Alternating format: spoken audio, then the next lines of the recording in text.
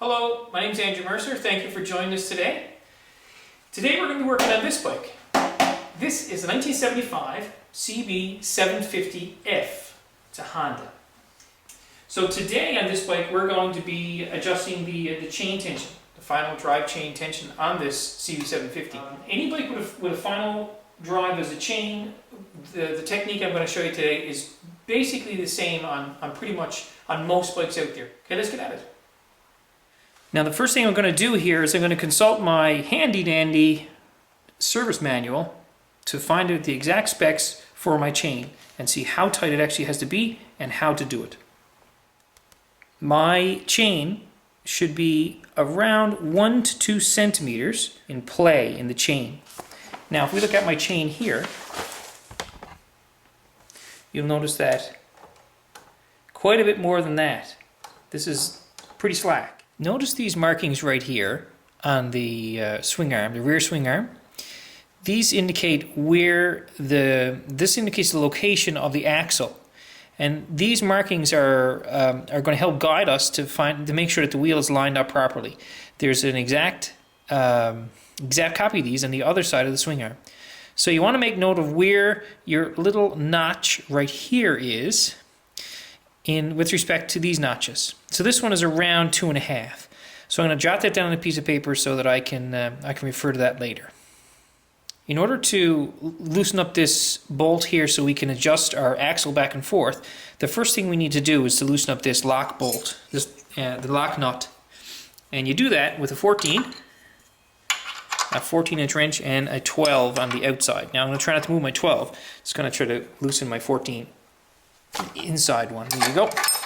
Now these wrenches are also in a toolkit, so you can use these to as well.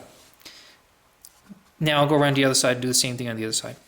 Once you have the lock bolts back here loosened up, the next thing to do is to remove the collar pin from the axle bolt. There you go. Now to release this axle bolt, we would need a 26 millimeter wrench. Now this one here actually comes in the toolkit of the bike. It goes together like this so you can get some leverage with this little piece of flat pipe.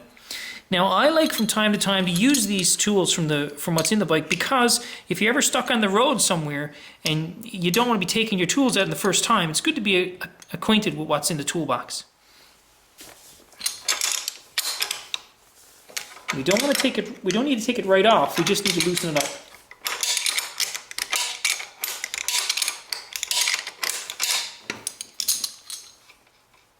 Okay, so it's loosened up there now.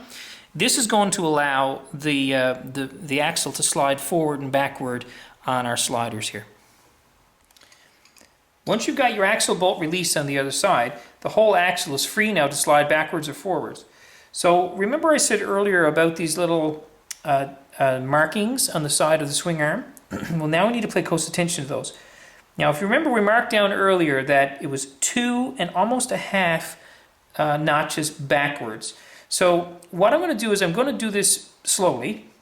I'm going to move this guy back. I'm going to tighten this one in and move this back to 3, because right now it's at 2.5. So I'm going to move it back to 3 and see what the chain looks like. Okay, so here we go. Let's move it back to 3 now. Let's turn this one and tighten it up. I can see it moving back. My little notches here. Little notches moving back. Move it back to 3. Now I'm doing this side first because this is the side with the chain on it. Okay, I'm at 3 here now. Now let's test the chain and see what it looks like. We said the chain needed to be 1 to 2 centimeters. Where's my centimeters?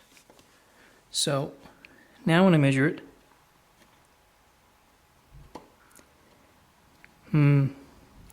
it's a little tight. It's just 1 centimeter. That's a little too tight for me, I think. I think we're going to have to loosen it up a little bit again. So we need this to be a little bit before 3, because right now it's on 3. So we loosen up the bolt a little bit here in the back, the main tightening bolt. And usually what will happen is the wheel will pull itself forward. We call it pushes on the chain, and it'll pull it forward. So that's probably now at about 2 3/4. That's pretty good. 2 3/4. And you notice that the way I'm pulling it forward, the way I can pull it forward is if I can push up on the chain a little bit. and that helps pull the whole wheel forward. So that's pretty good. It's a little bit under 3, and looks like a good tension there now. A little bit under 3. There you go. That's pretty good. We'll have a look again. We'll tighten it up and we'll have a look again to see how it's doing.